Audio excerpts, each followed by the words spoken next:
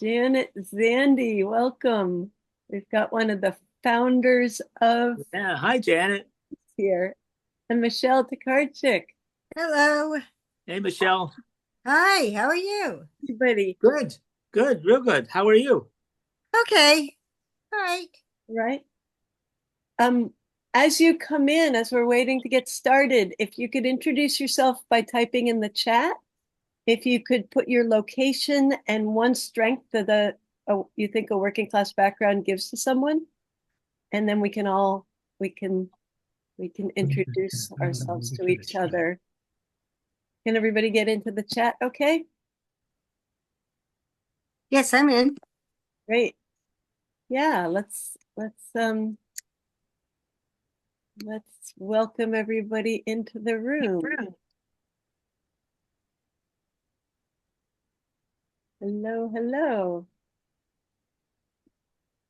Hi, I'm Jean Briner, and I haven't seen Michelle in a long time. Hi, And Jean. Good to see you. yeah, same here. And Jack too, I haven't Hi seen. Gene. Yeah, it's been a Yes, long I saw time. you a couple of years ago. Hi.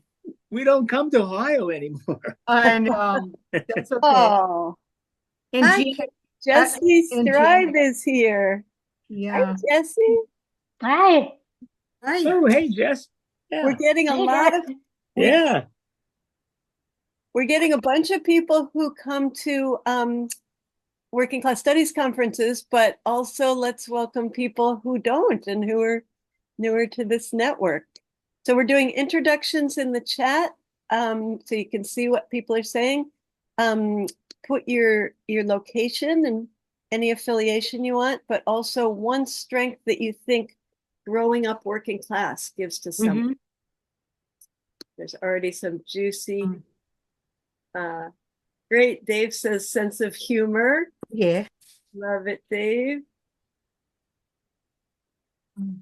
And oh, Lori, we're doing introductions of type in the chat your location where you are, any affiliation you want to put, and then one strength that you think growing up working class bestows on someone. So we're getting some good answers. Peggy says, I have a strong work ethic and pride in doing good work, as well as an understanding of my working class students' imposter syndromes.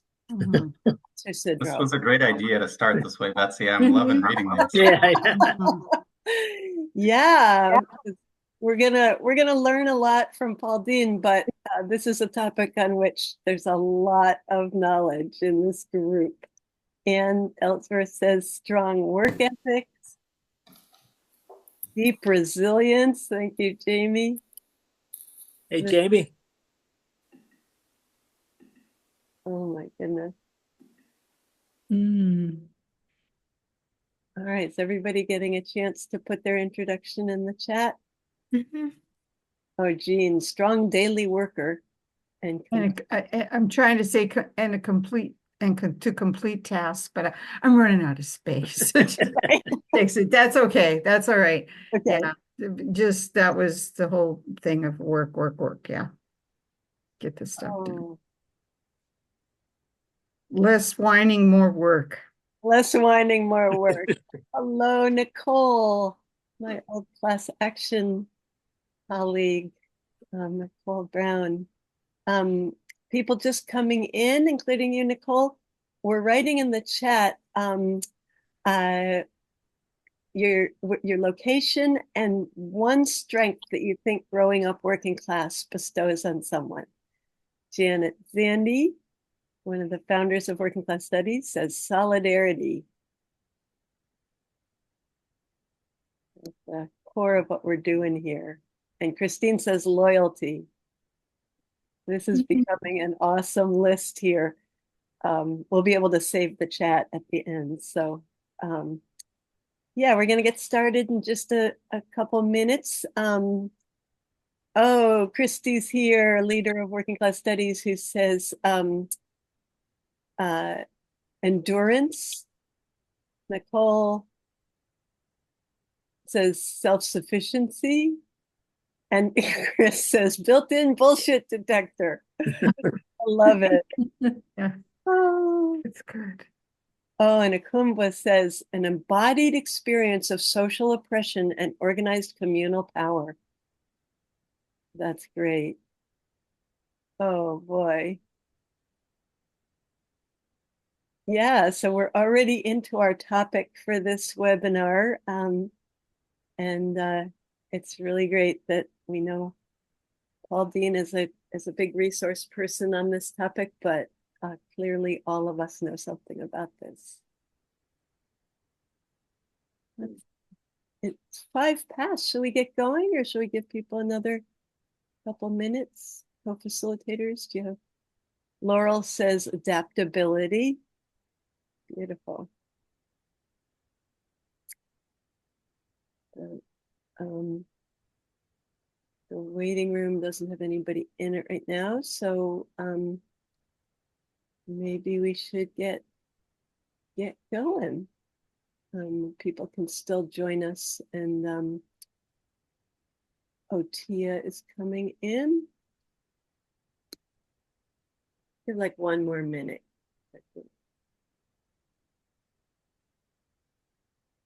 Welcome, Tia. We're putting introductions in the chat of your location, and Daniel's coming in. Your location and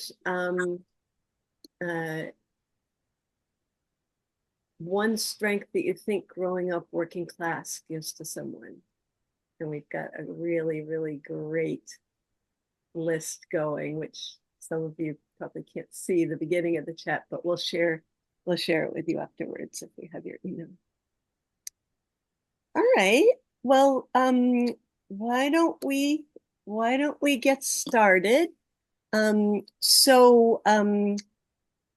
Okay, there we can you all see everybody's face? So yeah. So we are really lucky to have with us Paul Dean, who's been doing this research project that is going to be a book next year from Rutgers University Press called Class Cultures and Social Mobility. And as you'll hear, Paul talked to a lot of people about working class cultural strengths and how they translate into the professional world. And Jack Metzger and I, as 2 of the people from the, along with Jesse Stribe, who's here, 2 of the people of the Class Cultures Caucus of Working Class Studies, we got super interested in what Paul's research was leading to. So this is the first in a series of webinars sponsored by the Working Class Studies Association, who we should thank for being our host here today.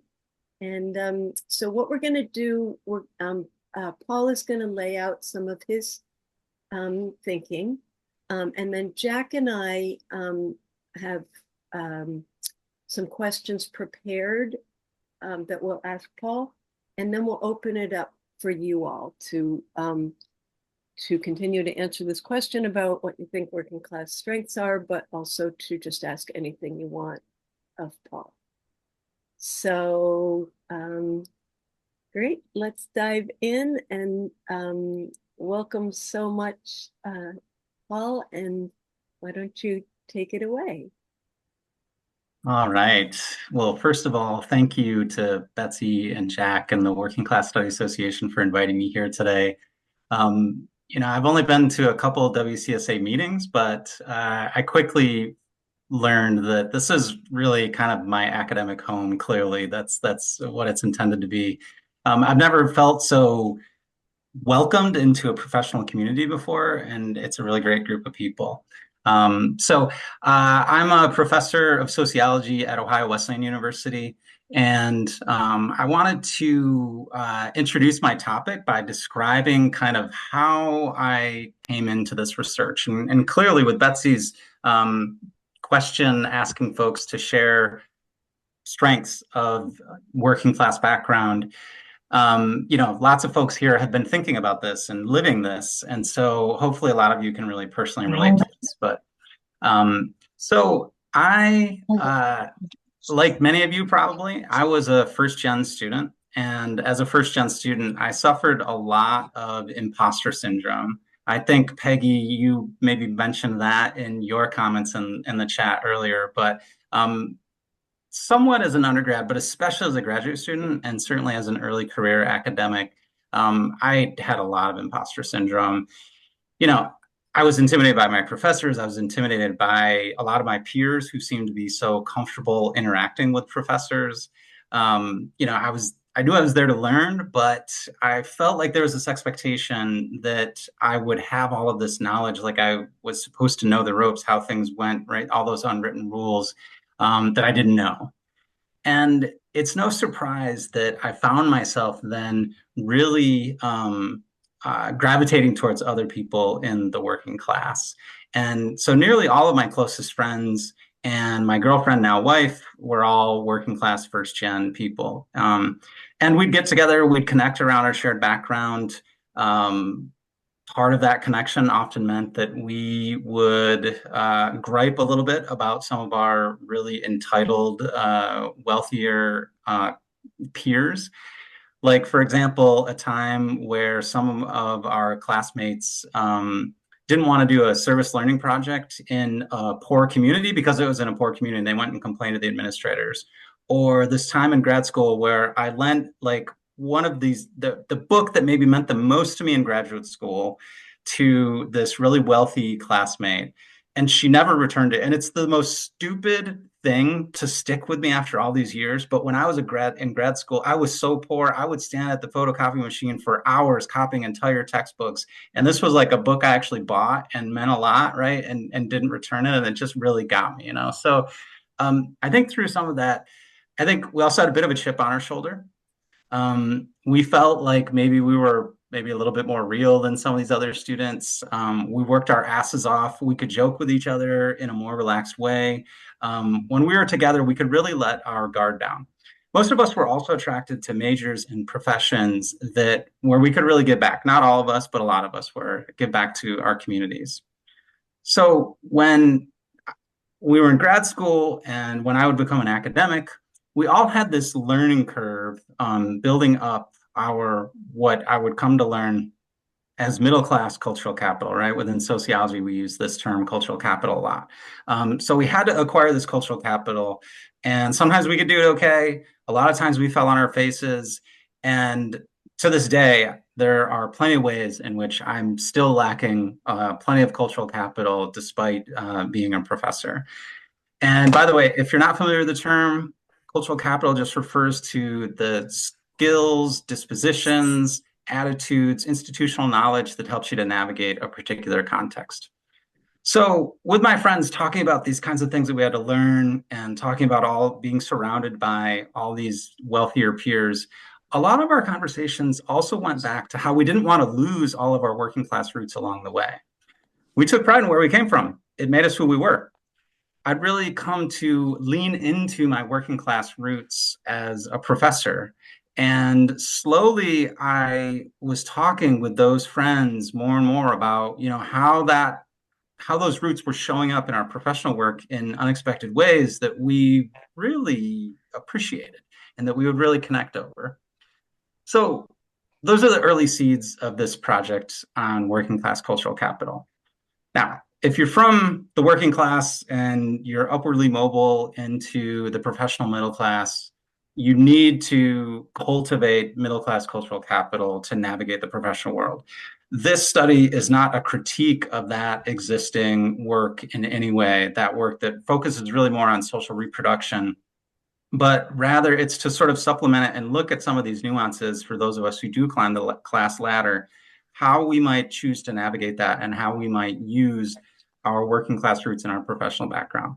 So I was interested to talk with straddlers. That's Alfred Lubrano's term for people who grew up working class and are now in the middle class professional world. And so really especially interested in how straddlers perceive themselves to be using their working class roots in their professional work. And this might be more obvious for someone like myself as a professor or a social worker or teacher. So I talk to those people as well, but I made sure to talk to people in a wide variety of occupations that were maybe some of the less obvious occupations. So I talked to a couple of engineers, a climate scientist, a paramedic, a judge, a lawyer, a trade union lawyer, a speech pathologist, a police officer, a band director, people in marketing, small business owners. I talked to people in all kinds of occupational fields, and I was interested in asking them, what is that cultural experience of the upward journey like? What did they value, or what did they maybe reject or not value about their working class roots? And if and how they believed they leveraged their class roots in their professional careers. So ultimately, I talked to 37 people in total. And so I'm going to share a couple slides.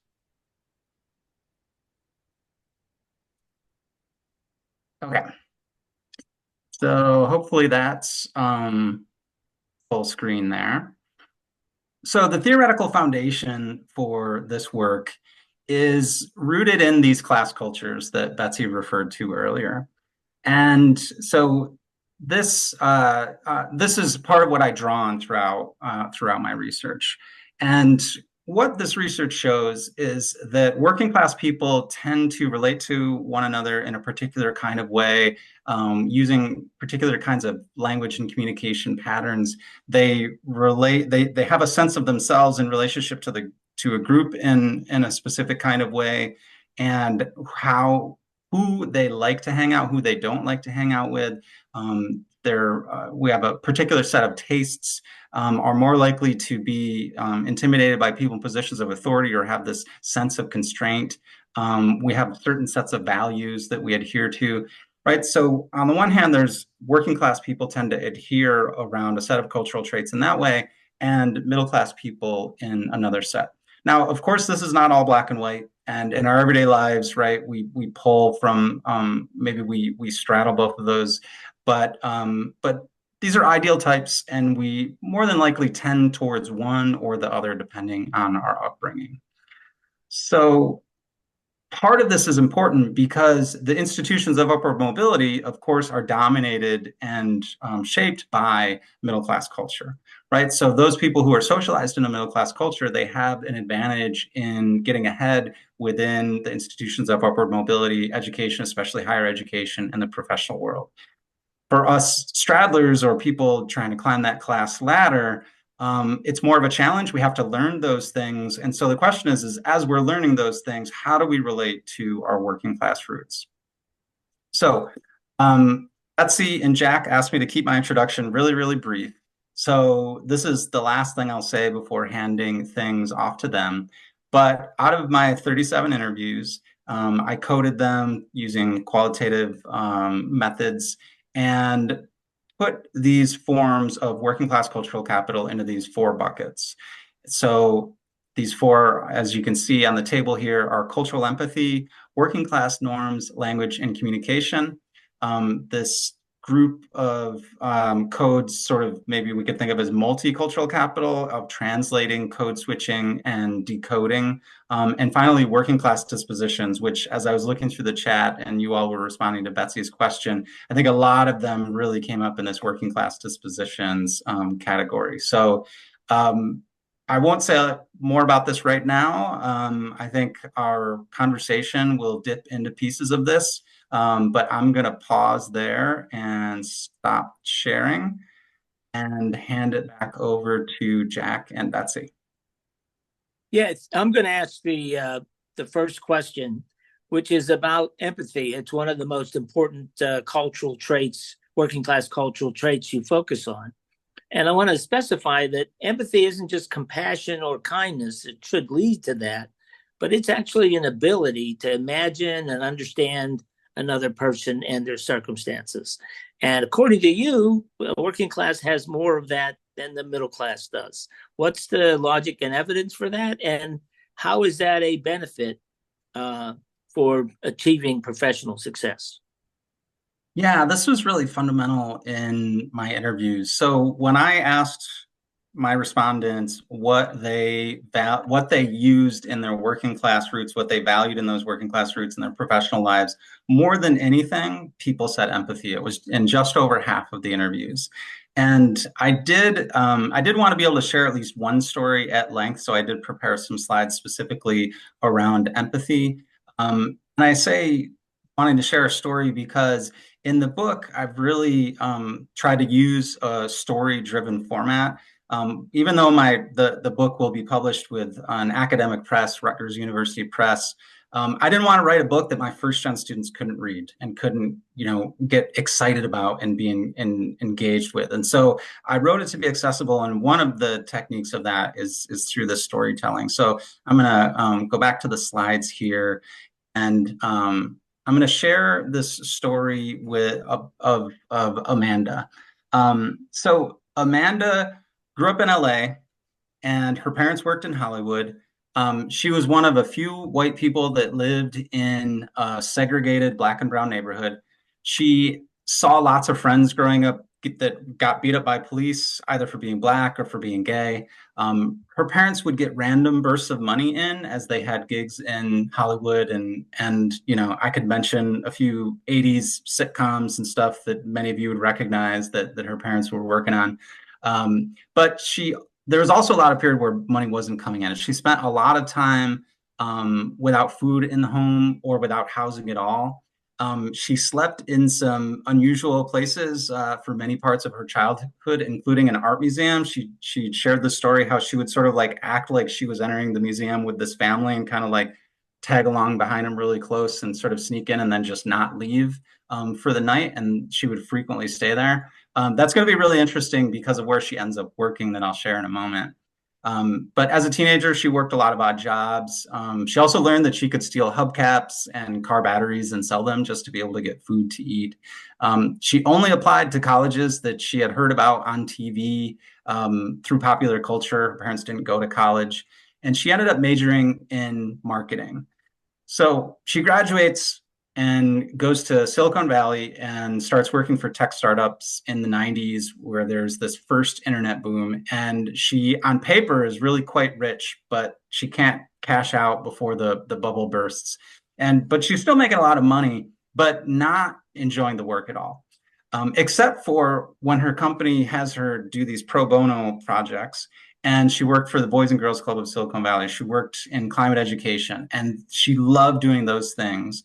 So she ends up landing a job as the director of audience engagement in an art museum in the Midwest. And so with this art museum, she does traditional PR and marketing work. But a big part of her job is trying to bring in new audiences, what they would call audience cultivation, especially thinking about bringing in working class people into the museum, bringing more people of color into the museum, and thinking about how to do that. So she shares with me the quote here. She says, by its nature, the museum is a rather top-down, linear, elite organization. People have the sense that art is for rich people. It is a luxury. How do we change the understanding of who belongs in an art museum and how you can be in an art museum? My joke is there's no wrong way to art, right? So she's clearly like got this deep sense of the museum as this middle-class space. And she's thinking to herself, right, how do I bring in some of these non-traditional audiences? And, it's typical museums to have a free day to maybe bring in people of lower incomes, working class people who might not have the means to come in on another day. But she's like, that is not nearly enough. And so she starts to get really creative about what to do and how to get people comfortable in the museum. So she goes to her donors, she gets people to sponsor these buses, she invites these schools to bring in field trips that are no cost to them. And then she also invites them to have their dances in this art museum. So like imagine like a prom in the art museum. And she also, builds on that, and she tries to bring the club scene to the art museum. So she brings in DJs. She basically has these parties, there's alcohol, and there's non-curator led tours. She gives me this story of this like karaoke tour where they go around between all these exhibits. These are not arts history majors doing these presentations. It's just everyday people talking about the art through these really creative mediums. And so part of it's getting them in the door, people who aren't necessarily going to usually be there. part of it's also about when they're in the door, how do they feel in the space? And she mentions empathy throughout this entire interview that I had with her. She says, I'm really advocating for empathy. You can't ask people to come in from a different background, come into the museum and do the exact same thing that people who are already here do. So she's talking not just about the visitors, but also how she works with her staff. So she says, both for our patrons and for our staff, you have to tell everybody it's totally okay for somebody to slip their headphones in and listen to Spotify while they look at art. It's okay for somebody to just come here and make fun of art or just come here and hang out. Right? She's trying to sort of break down these middle-class expectations that people are going to come in, feel comfortable, and do what everybody else does, which is maybe you put your arm on your side here and you look at the art in quiet contemplation and you whisper to the person next to you, and then you go to the next piece. Right? Lots of people, like, if you didn't grow up in a culture museum going, that's probably not going to be what you're going to do, but you're going to see all these people. And then if the staff is also sort of looking at you, like watching you, like, what are you going to do? You start to feel really uncomfortable. So she tries to think, how do we break down these kinds of walls, right? She's really projecting like this, like trying to understand kind of how they're feeling and what they're seeing as they step into the art museum and break through some of those cultural barriers. She gets pushback like all the time from people who are entrenched in the museum industry, including her board of directors, including donors, staff. They said things to her like the parents should teach their kids not to touch art and other, quote, proper behavior. And she says, I think the hardest thing is to say you have really good intentions, but you're actually othering them, right? Back to Jack's question of like not compassion, but empathy. Her donors, these are a lot of compassionate people, but they can't relate to thinking about the actual experiences and what that actually, right, like how that gets embodied in this feelings when they're in the art museum. And so sometimes her board of trustees will be working with her about audience cultivation, and they'll come up with some not so great ideas of ways to bring in other audiences. And she has to sort of like walk that line of pushing back against it without sort of offending them. So, for example, one of her donors suggested, rightly knows that mass incarceration is an issue of injustice that people of color are experiencing. And so they're thinking the way in which we get more people of color into the art museum is to portray art that reflects their lives. So let's do this display of mass incarceration, not thinking about that itself is stereotyping them and assuming that that's the kind of representation of them and themselves and their own community that they want to see, or to see a photography exhibit of the deprivations of poverty, right? That's not necessarily what a working class person wants to come in to see in the museum is depicted of their life. So she says, I'll use terms like poverty porn to shame people. Like, we're not just doing this little poverty porn show. So she has to really, really push back on that. And so I asked her, if you had a magic wand to change anything about your job, what would it be? And she says, I'd love to have a magic wand about access and empathy. The callousness that rich people take towards poor people is really hard for me. She talked at length throughout this interview about just ways in which she was working with incredibly kind, compassionate, wealthy people who were very just disconnected from how to engage with more people, right? And she credits her own ability to do that through her own working class roots, but also growing up as one of just a few white people in a highly segregated Black and brown community, and thinking about not just class dimensions, but also racial dimensions, among other forms of injustice. And so, so she goes from sleeping in this art museum as a kid to get by and survive to trying to transform what that space actually is. And empathy, it came up, like I said, in over half of my interviews. But if you go to a lot of the literature about career preparedness today and what people, the kinds of quote unquote soft skills. I was just listening to a podcast earlier today where this came up. Empathy is cited a ton in terms of like a marketable career ready skill.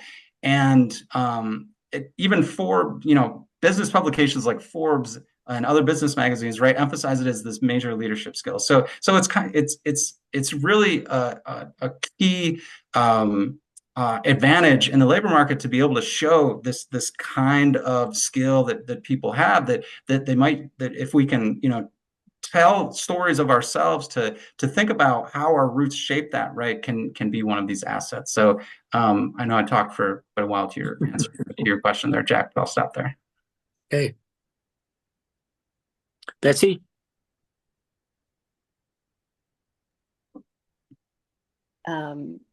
That is just fascinating. I think empathy is great that you're putting empathy front and center. So, I love this book. So, Jack and I have read the manuscript, and you're all in for something really special when it comes out next year. But it really startled me to have you use the term cultural capital. So I kind of just want to put a spotlight on that term. So the origins of the term cultural capital was Pierre Bourdieu pointing out that there's manners and tastes and soft skills as well as hard skills that can be turned into money, that by matching what the elite gatekeepers to scarce opportunities want to see or will resonate with, that people who grow up with class privilege and race privilege get doors opened for them that other people don't get, people who don't have the cultural capital. So, it's named capital because it's you can turn it into money and status and so forth. So it's sort of by definition a term about elitism. So and you obviously know that cultural capital, middle class cultural capital, is a barrier. Your first chapters document. There's so much documentation that first gen college graduates and other people from working class backgrounds do face discrimination, do have doors closed unfairly, get a lot of classist disrespect. So I love your argument, but I just want to hear you spell out why do you make this surprising choice to expand the meaning of cultural capital into working class cultural advantages? Can you tell us why you chose that term and what it means to you? Yeah, so and it's a great question, and part of my answer, I think, isn't novel in that, and part might be a little bit more novel. The part that isn't novel is I'm especially leaning on sociologists like Annette Lareau, who is using cultural capital not just in talking about tastes and mannerisms and these other dimensions that become gatekeeping mechanisms to prevent people from accessing institutions. That still is all happening, but also to think about it as a more expansive concept that refers to a broader set of cultural categories around skills navigating an institution, around how do we interact with people, particularly people in positions of authority. Do we feel constrained and unable to advocate for ourselves or to ask questions, and we just want to quickly get out as fast as possible? Or do we have confidence? Do we have a sense that those people are there to help us? Or what kinds of knowledge, culturally specific knowledge, do we have that helps us to navigate some settings, but maybe not so much other settings? And so since Bourdieu, people have built on Bourdieu. This isn't really a critique of him, but to sort of build on him, to say that there are these other ways in which the cultural resources that we have affect the social boundaries that we encounter throughout our lives. And so the main way in which I see other researchers thinking about cultural capital from positions of marginalized positions is more around race, and thinking about, for example, Black cultural capital. So I thought working class cultural capital is an appropriate term for this, because it does refer to those skills, the attitudes, the knowledge in terms of how to navigate particular kinds of settings, how we hold our bodies, how we enunciate certain kinds of words that that are rooted in our social conditions and rooted in our cultural experiences associated with the social conditions that ends up flipping that usual script of cultural capital on its head. So whereas we usually talk about working class people entering middle class spaces, professional spaces as being through a deficit lens that we have to acquire the middle class cultural capital, which is right, absolutely true, not a critique of that, but there are moments where we need to supplement that idea and see where it gets flipped on its head, right? And just growing out of those personal conversations I was having with my friends. And by the way, like I would credit Annette Leroux with sort of maybe even planting the seeds of this idea in my head, because it was through her class, one of her classes as a graduate student, I think, where I really started to read a lot of this for the first time, including Alfred Lubrano's book Limbo, including her book, right, where I really started to think about these in a new way, but it would be many years to turn into this project. So anyway, yeah, so I think working class cultural capital is an appropriate term in that way, but it does sort of, it does intentionally point to where the usual script gets flipped on its head that exists alongside of that. It's not to say that it's easy. It's not to say that, you know, middle class people don't need working class cultural capital to succeed in the professional world, like the reverse is true. So there are all these injustices built into it. But it does help us to tell a story about our roots and what might be worth holding on there. And so I think there's also some political implications that come with that.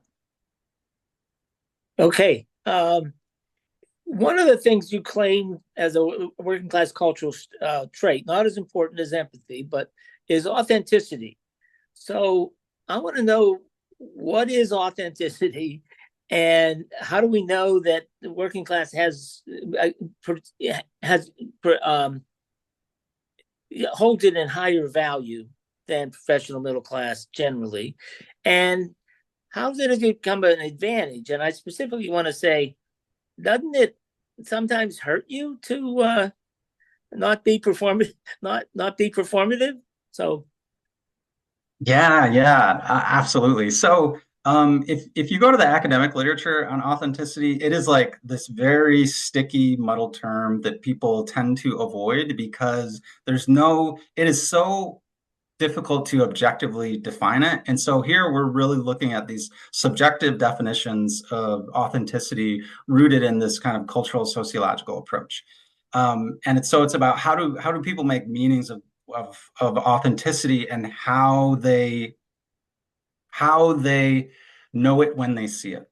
So I think some of the ways in which working class people think about authenticity, and you know, I'd be curious to hear what more of you think, but they tend to talk about it as this sort of no bullshit way of carrying themselves. I think it's often paired with certain behaviors like direct communication. I think it's often contrasted with middle class behaviors that might be more like beating around the bush, maybe being sort of two-faced, or just not not just kind of putting your cards on the table, and just how you carry that. I think where this came up the most was especially among social workers, community organizers, people who were especially working directly in direct services with working class populations, and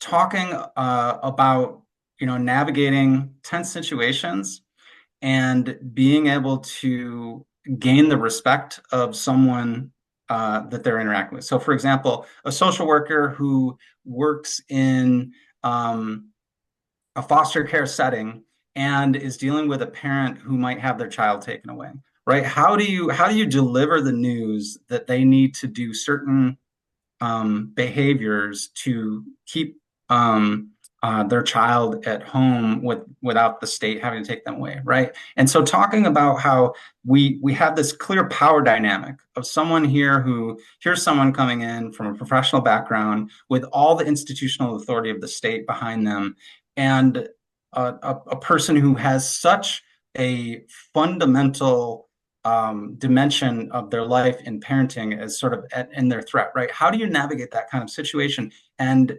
the sort of presenting themselves in a way that showed that they weren't going to bullshit them. They were going to tell them exactly what they need to know, and that they're going to do it compassionately, not beat around the bush, that in ways that some of my respondents contrasted with middle-class social workers often doing. And by the way, if you've ever sat in an academic committee meeting, you know about how our middle-class colleagues can sometimes really beat around the bush.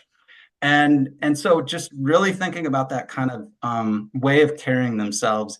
And again, community organizing came up in similar types of ways.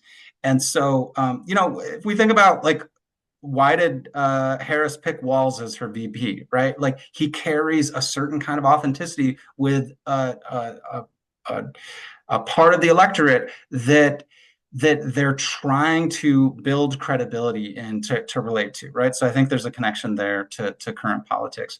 In terms of the last part of your question around like, can it cost you? Absolutely, right? So psychologists will use this language of the shadow side of things, and every trait or quality that we could talk about, whether middle class or working class, right? They can all have these sort of darker sides or ways in which it could get us into trouble too. And Alfred Librano talks about us going true blue, right? Sometimes when we do that, like, we can absolutely shoot ourselves in the foot. And so part of the challenge of navigating these spaces becomes like code switching. And how do we know when to enact one set of behaviors over another? Okay, very good. Betsy?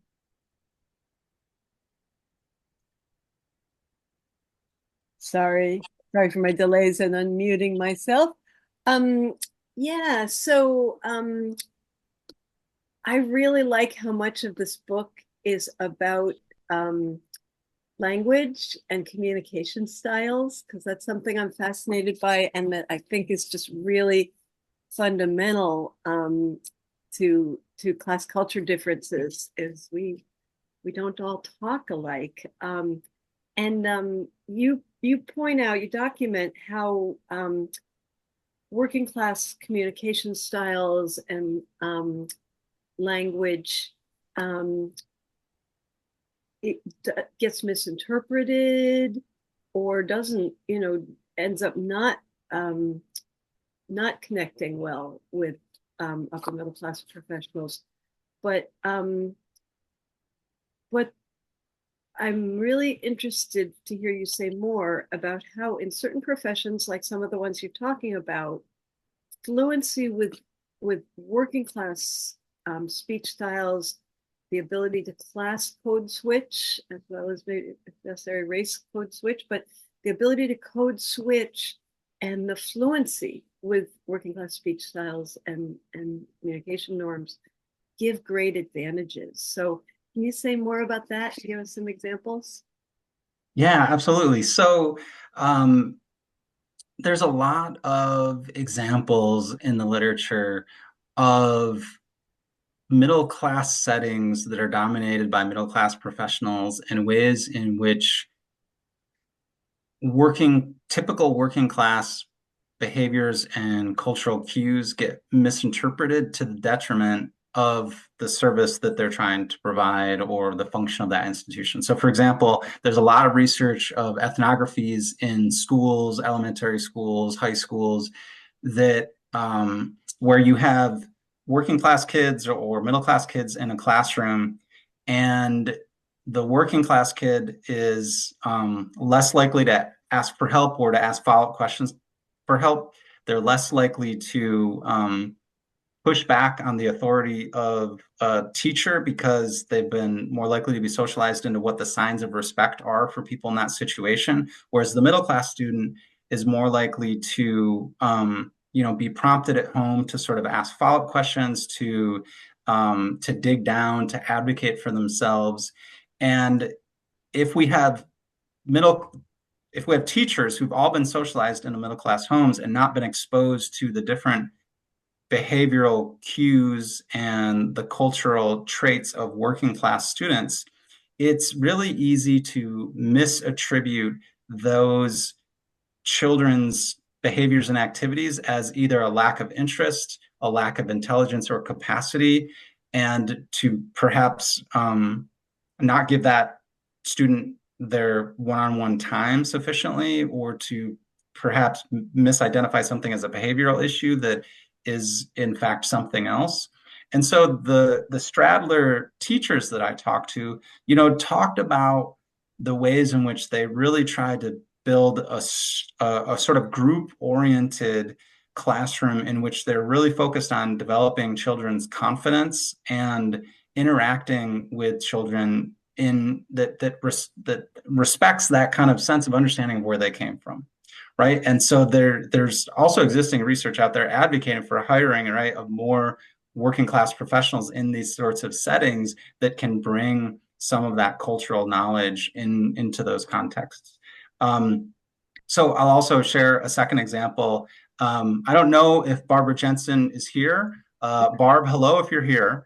I'm going to share an example from Barb, and I can say her by name because I gave people the option on their paperwork if they want to use their name or be anonymous. And Barb said I can go ahead and use her name. But when I interviewed Barb for this book, I was especially interested in her work as a practicing clinician, as a therapist, right? So lots of folks here know her from her roles for decades with Working Class Studies Association, but she's also got a private practice.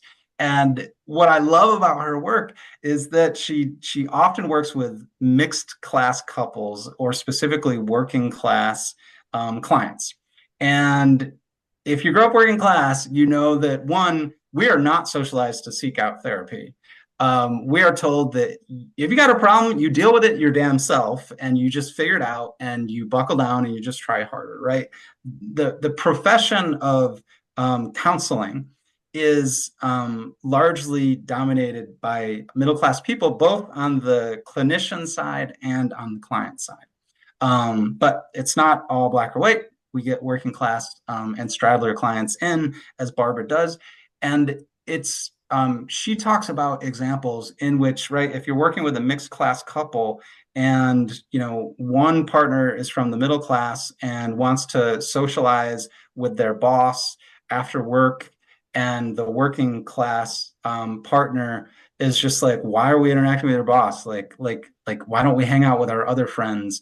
Or they're not, that working class person maybe is less sharing of themselves, less sort of forthcoming with all of these things that they do in their particular day, or the things that they want to do, right? And these things are also gendered, right? There's racial dynamics happening too. But in terms of some of that class dynamic, right, it can be easy for someone in a clinical therapy setting who's been trained very individualistically as a psychologist or therapist to abstract away from that social context in which people come from, and sort of psychologize behaviors and modes of interaction that are really shaped by that class. And so one of the things that, someone who has the background and the training, and Barbara's done lots of research in this area herself, right, can do is to bring that into her clinical practice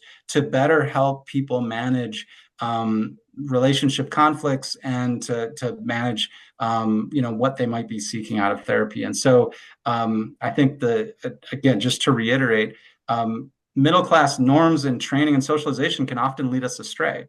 So if we have that background ourselves, that can become a cultural asset, a strength that helps us to perform better within these professional contexts as well. Okay.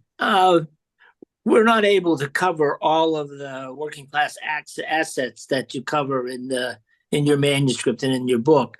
So I want to move to a different chapter. You have a whole chapter about the threats of assimilation, complicity, and cooptation.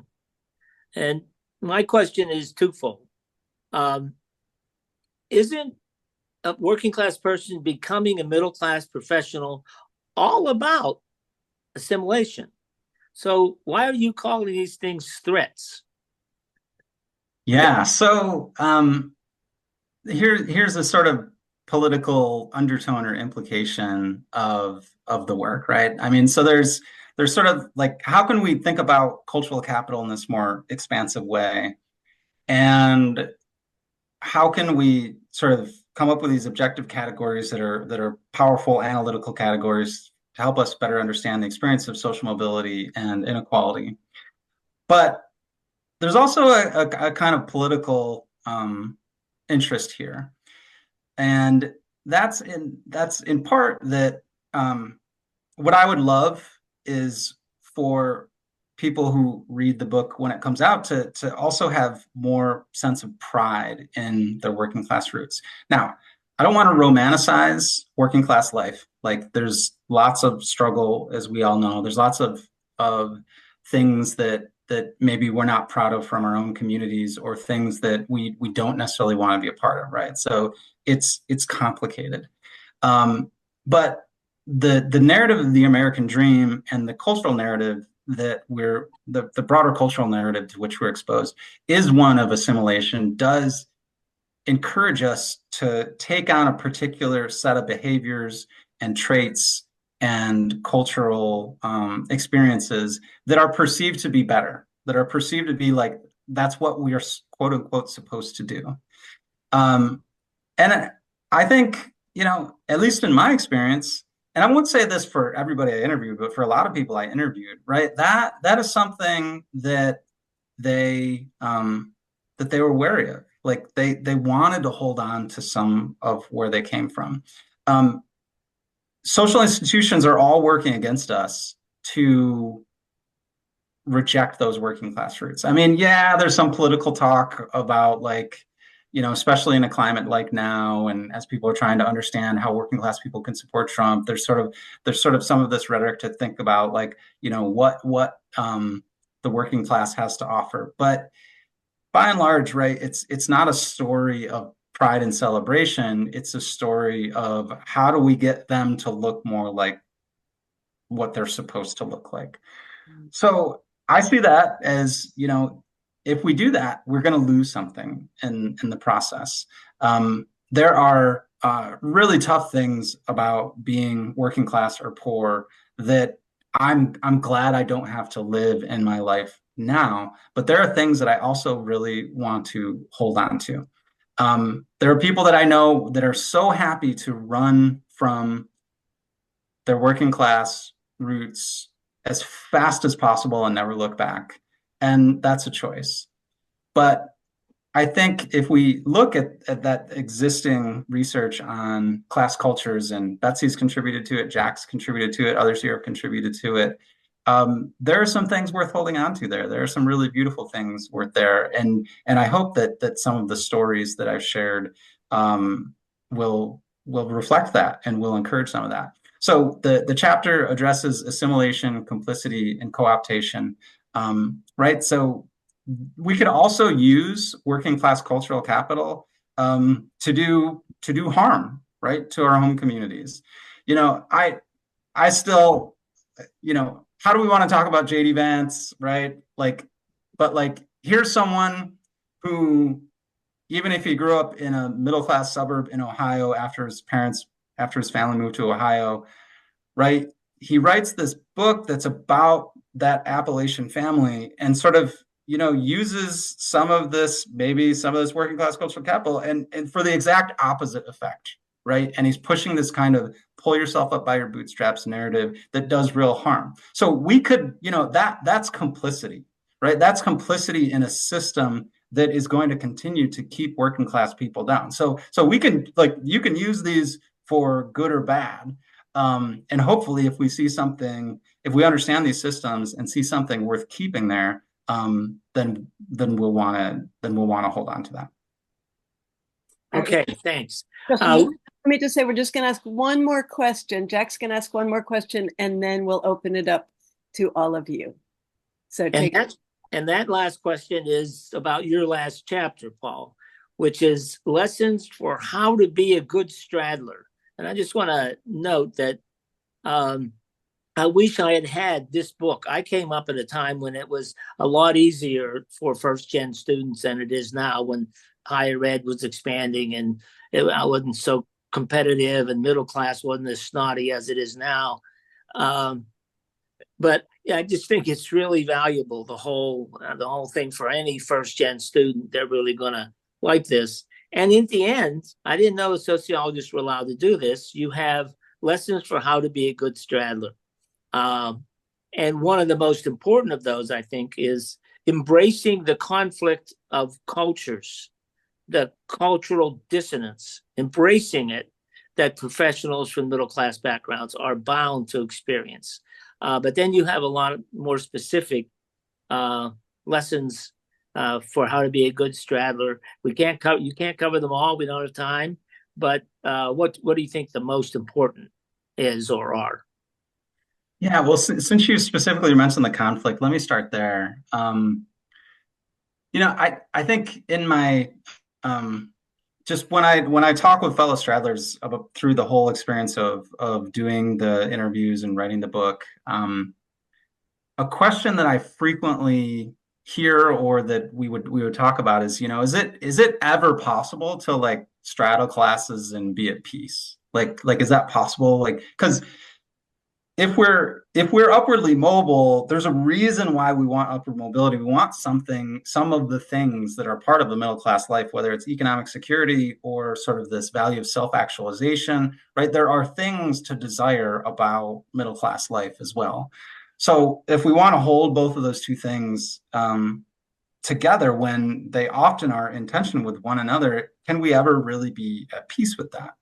And what I came to conclude is that maybe that's the wrong question. And the question we should be asking ourselves is, how do we lean into that tension and conflict to understand what it tells us about what we want for ourselves and our communities?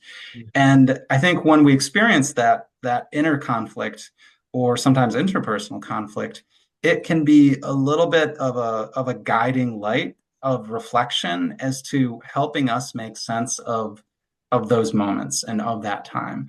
And so a lot of it is, a lot of the lessons hopefully are around that process of reflection. When I teach classes specifically for first gen students sometimes here at Ohio Wesleyan, and I build in a lot of reflection and trying to get them to connect their own personal lives to all of the theories and what we're reading, and to help them to make sense of their own experience. So that's part of it. Another part of it, maybe this is really obvious to everybody here, right? But find your people. Like here is a lot of your people and at Working Class Study Association meetings. But right, like it's when we have these conversations in our professional lives and our personal lives that we can have partners in that reflective process and find meaning. Maybe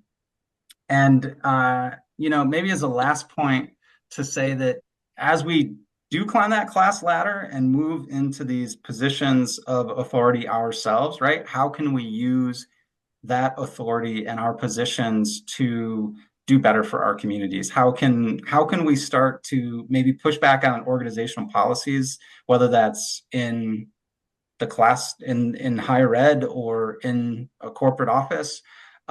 Believe it or not, there are some interesting examples of ways in which some of this is being folded into even corporate spaces. And I mean, we need to worry about questions of co-optation and these other kinds of things. But I think there can be more opportunities than what we believe there to be in these spaces of conversation. But it's such a taboo to talk about them, to engage them, that we don't. So how can we start to use our positions of authority, especially as we reflect on, especially as we see our own positions there, to improve outcomes for whether it's fellow straddlers we're working with, people that we're serving, policies that are in place, and to make a positive difference using our class background. Okay. Thank you very much, Paul. Betsy, turn it over to you. Yeah, those answers were just really great, Paul, and I feel like I get it. I get it a lot more. Thanks for your examples and everything. So we've got another half hour, and we can open it up to you all. Let's see how this goes if one person at a time unmutes themselves and speaks. The other way to ask a question or make a comment is, you could use the hand raise, which Michelle just did. You can also write a question in the chat, and I'll read some questions out loud. But great. Welcome, Michelle. You can unmute. Hi. Yeah. Sorry. I hope I didn't jump things there. Anyway, thank you very much. It was very, very interesting, Paul. And I wanted to touch on something that you said just now about people wanting upward mobility, or for maybe just to get out of the kind of financial situation they were in, or wanting rewarding work. Because this catches on something I've been thinking on a lot. Um, I'm wondering about the difference in the attitude of I want upward mobility, and that is the most important thing to someone. I mean, one of the things that people do now say about J.D. Vance is even among the very ambitious class of politicians, he is the most ambitious they had seen. Mm. And the other of maybe just wanting more rewarding work and a more comfortable life. I mean, my family was working class. We slipped into poverty a couple of times, and I didn't want the struggle that my parents had. I didn't want that, that real financial struggle. But my big motivation for becoming a straggler professor was that I wanted rewarding work.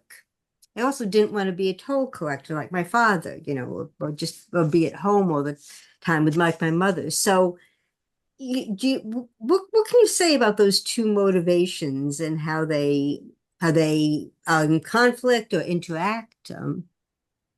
Yeah, great question. So, I mean, there's individual motivations, and then we can think about motivations we might have for our communities. Like you, I I did not want the economic security that I had growing up. I mean, my family had it a lot better than other families because my dad had a union job, and so it was stability, but it was like low level stability.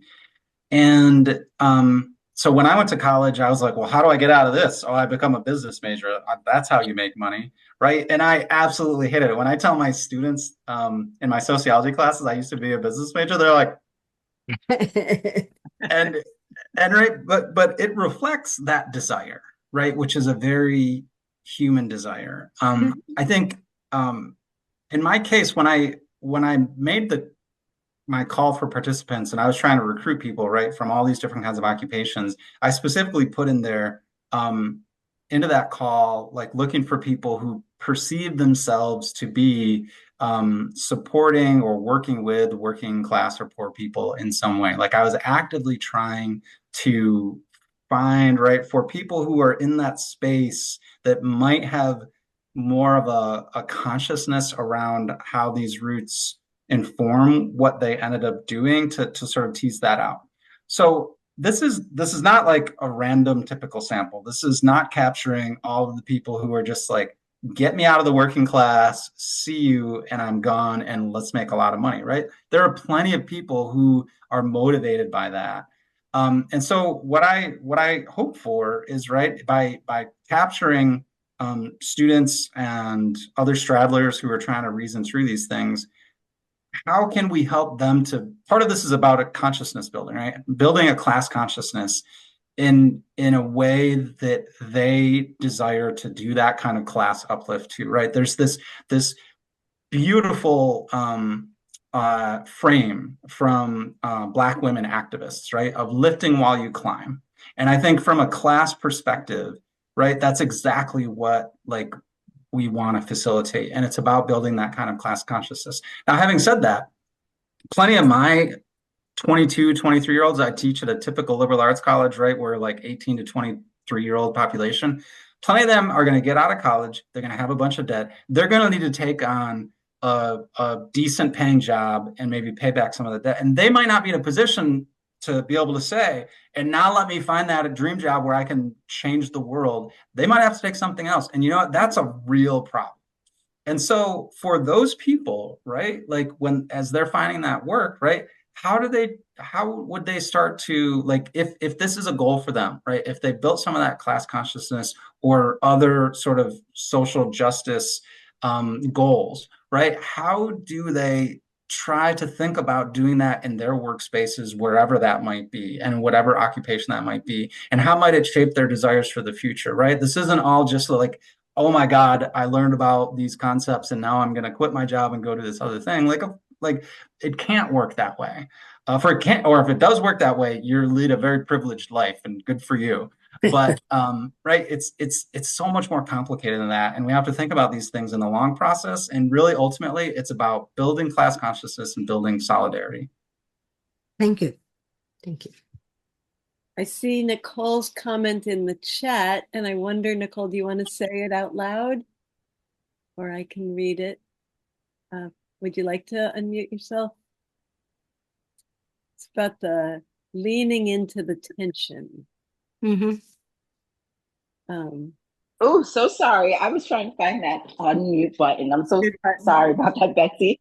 Yes, absolutely. Like, I really thought the idea, or kind of like one of the things to think about as opposed to either or, is leaning into the tension.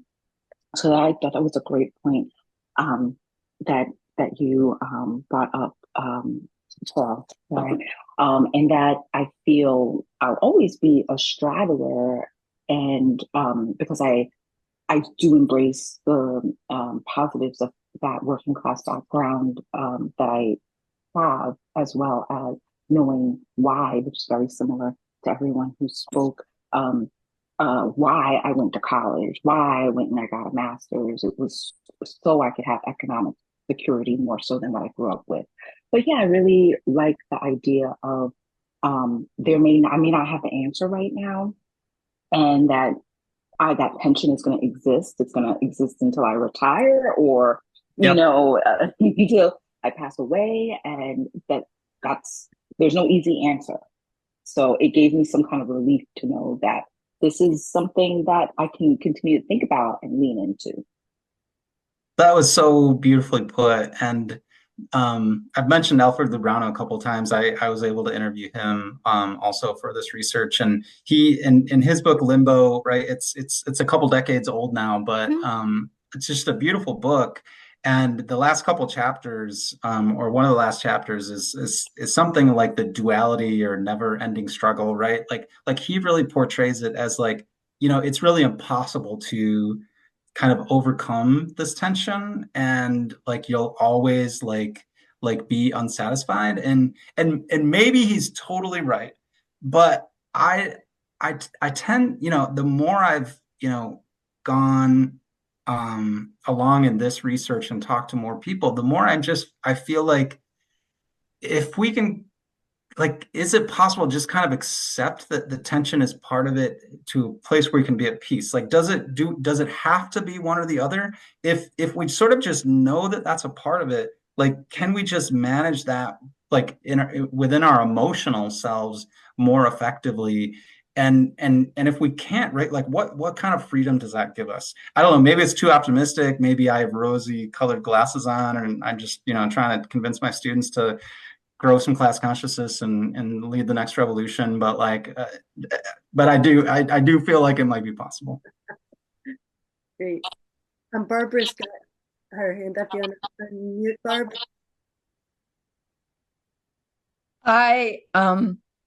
I want to say that I really like what Nicole is saying about leaning into the tension.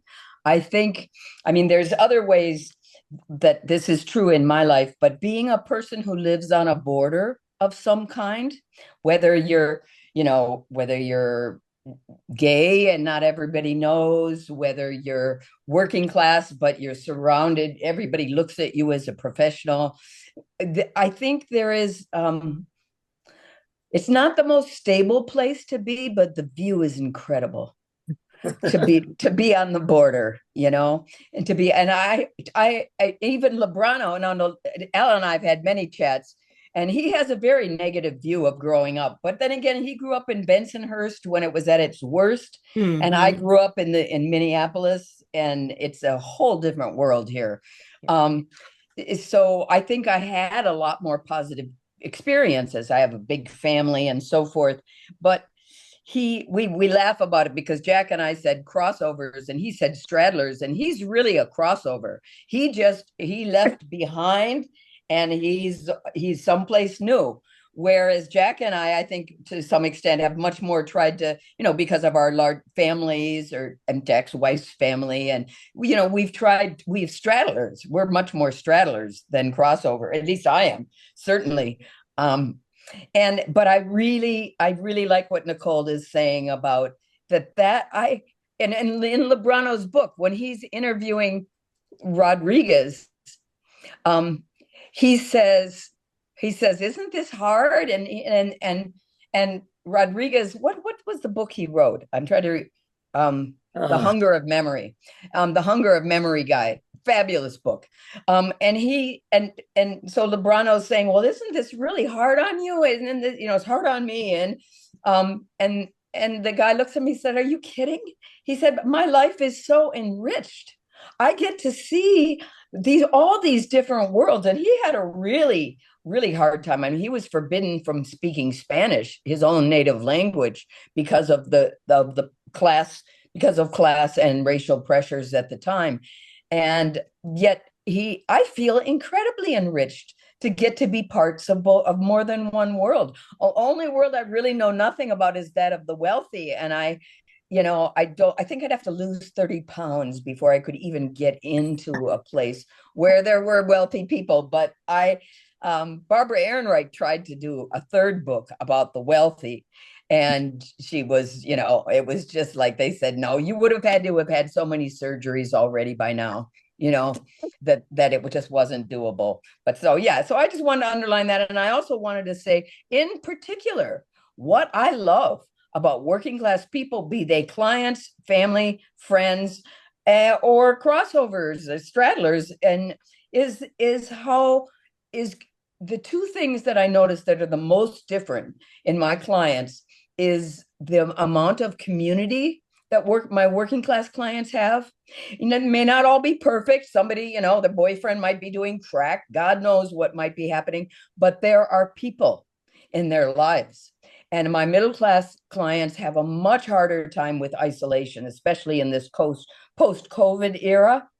And so I wanted to say, finding community, because you have to have community, because you don't have the money to pay for everything. You have to, have somebody who can fix your car. And so you can trade babysitting so that you can, and also fun.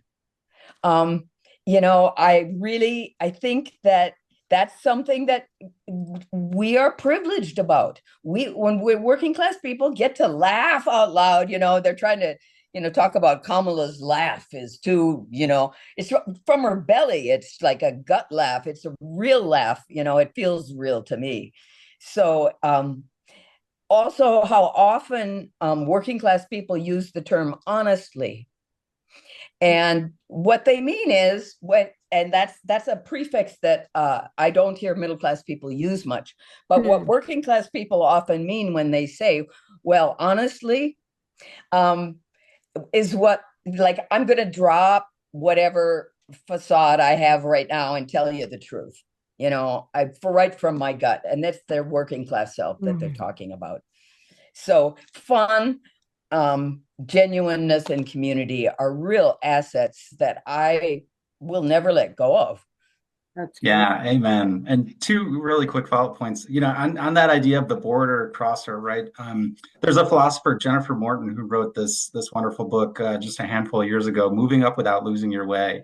And she comes from an immigrant family, and she uses the immigrant story as a metaphor for the first gen experience. And I think, I think when we think about some of these other systems of oppression, there's more space or time in which these sorts of border crossings have been a part of the social, the narrative of the social experience, right? There's kind of more of a language to talk about it. There's more of a sense of, what this means, right? The term bougie, right, really reflects how that's rooted in the Black experience.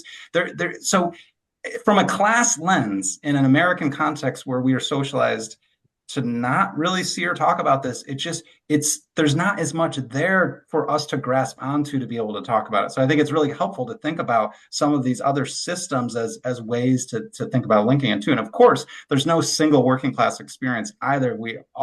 Working class experiences differ by all kinds of these other forms of inequality too. And just finally, just a shout out to Barb, who also gave me feedback and support as I was writing this book proposal way back before I got my book contract. So thanks, Barb.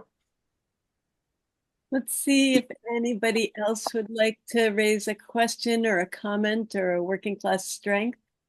I see Nicole, you wrote something in the chat. Do you want to say it out loud? Or I feel like some of you I've had some of these conversations with before. There's a number of people here related to the old, sadly gone organization called Class Action. So some of us got to talk about this in Class Action. And then some of us talk about this at working class studies conferences and events. And there's other events coming up, which we'll show you. But I want to ask particularly, is there anybody who's got thoughts on these questions who hasn't had either of those contexts? So I want to welcome the people who are not part of working class studies and were not part of Class Action.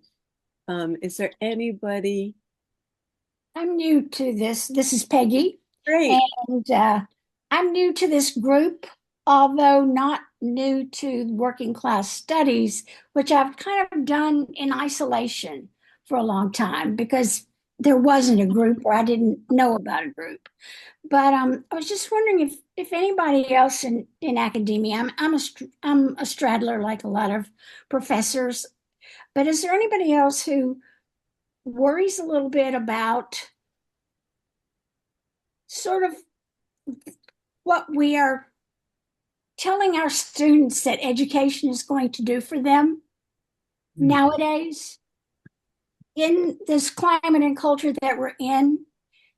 And they're coming out with this huge debt, and maybe they don't ever realize their dreams, but yet they still have this dream that education, and specifically academia, is a way to achieve that.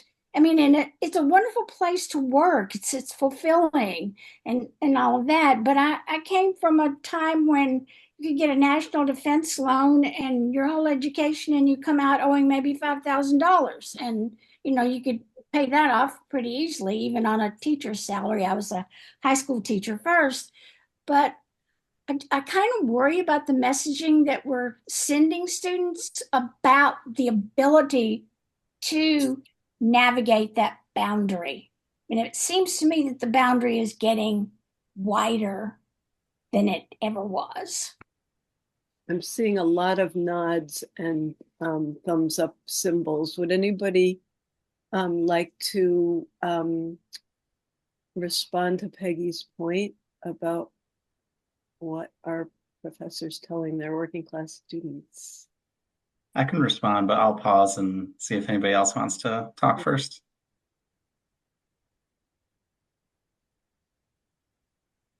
All right, go for it, Paul. I definitely worry about this. And I have had painful conversations in my office sometimes where I'm like trying to like nudge a student that maybe now might not be the time for them to be enrolled in my university, which we give away a ton of financial aid. And sometimes a student can attend my university for virtually nothing. And some students are taking on huge amounts of debt. And I think that other institutions might be better for them. And what I especially worry is like, how do I navigate that in the context of my own university, within which we are in a certain context where universities have to attract more students, and you wonder sometimes, are we attracting the students that can afford to come here, right? There's all these institutional pressures, and are we setting them up for social mobility, or are we setting them up to never be able to get out of the gate still? So I worry about that a lot, and the way I try to navigate that is to have as frank of conversations as I can and help them to see that. And fortunately, because I teach at an institution where we have small classes and we emphasize individual relationships, right? Like I can tease that out a little bit more effectively than some of our colleagues here who maybe don't get as much of that close work with students because of our teaching and institutional demands. But yeah. Others? Yeah, Jack. I want to thank David Engen for putting in a nice comment about my book in the chat. And I would like to hear another David Green, who has written very insightfully about all these subjects, what he makes of this. He has been uncharacteristically quiet. I'm getting old, Jack. Now, one thing that I thought about. Well, first, the empathy stuff. I'm still not sure about that. The empathy stuff in terms. I was trying to think about, because I have very little empathy with middle class people. I have no idea who they are, what they're all about. And it's always been like that. So, and I'm working class, so I don't know if it's an inherent characteristic of working class people. I think it might be an inherent characteristic of oppressed people. You got to know what they're doing. It's like PTSD. You always have to be able to read the cues that they're throwing off to know whether you're in danger or not. I think it's much more that than specific to working class people. That was just a thought. But the stuff about that you were talking about in terms of embracing the conflict and all of that, that's really great stuff. Because I think that Jack and I have been through this many, many times, because I don't consider myself a straddler. I chose to try as much as I could with, I think, some degree of success to be a working class person, even though I was a college professor. And I had a very strange journey through academia. I was actually a dean and an associate vice president, which is pretty hysterical. I had my good clothes behind the door in case I had to go see somebody. That was about it. So I think that there's a real category there, I think, of people who make that other choice. It's hard to do, and I think the conflict that you talk about is very, very real. I'm not a successful academic at all. I don't think so. But I think I'm a successful person, who was able to live an economically comfortable life, which we've talked about. That's a great thing to achieve, is to be economically comfortable. But I've also, I think, not had to compromise my values, my background. I lived back in the working class community I grew up in. I moved back here and I've been here, forever. And it's a totally different place now culturally. When I was here, it was Irish and Italian and Jewish and all that stuff. Now it's almost totally South Central American and a whole variety of other people, but they're the same people. It's a working class community. I speak a little bit of Spanish so I can get by, but I'm back home again, even though the whole thing has totally changed because the class makeup has stayed the same. So anyway, I don't know. That's probably where Jack wanted me to go, but I really love what you're doing. And there was one point, I don't remember what it was, and I didn't write it down. Way at the beginning, you talked about some revolutionary, approach, which I think was great, because a lot of stuff about, I don't know, it seems to me, I wrote it down, the cultural capital stuff, all of that. The issue is that there's a dominant culture out there, and it's not our culture. That's the problem, and that's an issue, and that needs to be changed. How you change it, it never will, but I think that's what you were sort of getting at before. What's wrong with working class cultural capital? Nothing, except that it's devalued by the dominant culture. And all the institutions, as you said before, are kind of arrayed against allowing that kind of change to ever happen.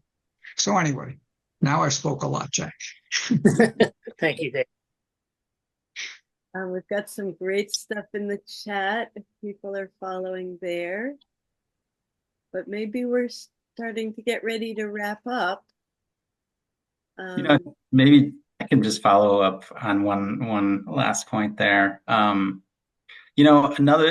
thing that came up quite a few times in my interviews where, and I'm sure everyone on this call would agree with this sentiment, right? But just this idea that like, you shouldn't have to have this upward mobility into professions to be able to acquire a life or build a life that is economically secure, instead of, being able to do that individually through social mobility, right?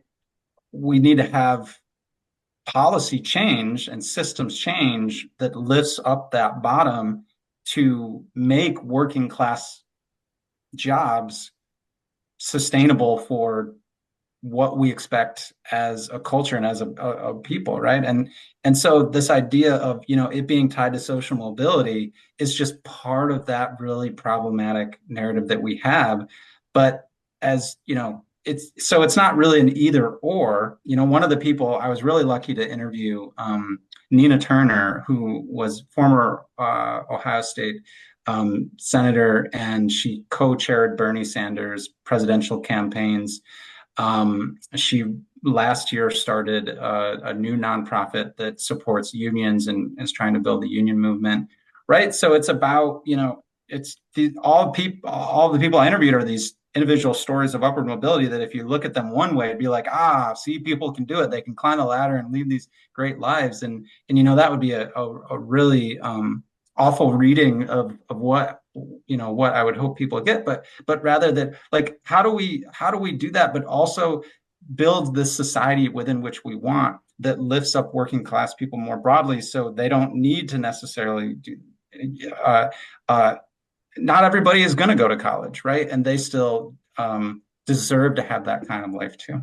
I'm going to use that as a segue to go to the upcoming webinars that because that's very close to the topic of the next one in line, is working class movement building for lifting up the floor. We don't have a date in November, but Dorian Warren, who's the president of Community Change, is going to join us after the election with whatever is enough time to debrief what the outcome is, and to talk about strategy for building a working class movement.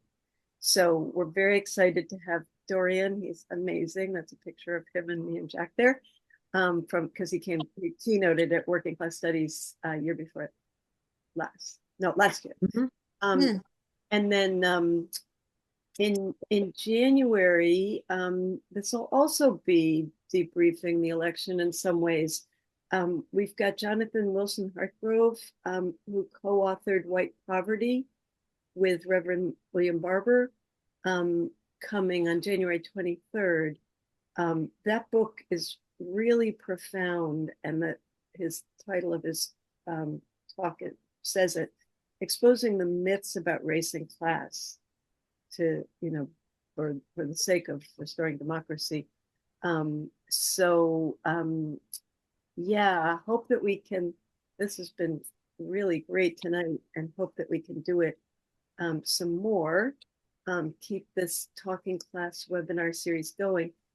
Working Class Studies hosts a number of online events, and one series is called WCSA Talks. That's the QR code on the left. If those of you who've got your phones right there, if you want to grab that link, the WCSA Talks link.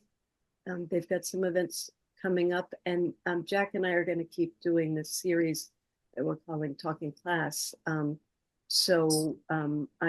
can use the QR code there.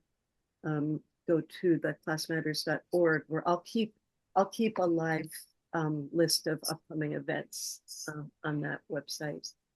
And feel free to contact me with questions, suggestions. We're getting suggestions of future speakers in the chat, and topics that you'd like to see us do in the Talking Class webinars, as well as the WCSA talks. So yeah, in our last minutes, do we want to talk of any other implications of what Paul's been talking about, or any suggestions for where the future conversation should go? Lainey, you said we should do something on the classism in higher ed, which seems like that's where we're heading in this conversation. I think that would be great. And we are talking to Allison Hurst about doing something next year. Yeah, last questions, comments, wrap up statements. Christine has a question of where can we find Paul's book? Oh, first of all, thank you so much for that question. I don't have a publication date yet. It will be out sometime next year with Rutgers University Press. And I might be able to strong arm these wonderful folks at Working Class Study Association to sending out an email when it's in print and available. For if you want those communications, I'm sure you can contact Betsy for that. And thank you, Betsy and Jack, for inviting me on and facilitating this conversation. I look forward to the next webinars too. Yeah, oh, we're thrilled. We just felt so lucky that you were up for being our first speaker of 2024, because this is just right at the heart of what the Class Cultures Caucus of Working Class Studies, which we had several members, Barb and Jesse here tonight. So yeah, we feel really, I could speak for Jack too, right, Jack? We feel really grateful to you, Paul, that you would share, you didn't wait till the book came out, you would bring your analysis to us. Uh-oh, somebody says QR code is not working. That's not good, but okay, so they're pretty simple. workingclassassn.org. If you go there, you can get to the Working Class Studies Talks event page. And if you go to classmatters.org, there's a tab for events. So yeah, so this has been a great launch of this season. And we're gonna keep going. Oh yeah, Paul's putting his email in the chat, and Barb's got her hand up. What would you like to say, Barb? I just want to thank Betsy and Jack for doing this. This is a wonderful, wonderful idea. And it's so nice to be in touch with people outside of conferences. I know that that's part of what Jennifer was really pushing for, that we go this whole year and then maybe we all get to the conference. But if you miss the conference, then it's 2 years or whatever. I really appreciate you guys putting the energy in. And Paul, you're just awesome. Thank you. All right. Okay. Wrap it up, Betsy. Yeah, well, just thanks to everybody who came, especially thanks to everybody who wrote something in the chat or spoke, because I think we made it a very juicy conversation hearing so many voices. So yeah, besides thanking Paul, I want to thank everybody for being part of this. And we'll see you in November. Okay. Have a good night, everybody. Good night.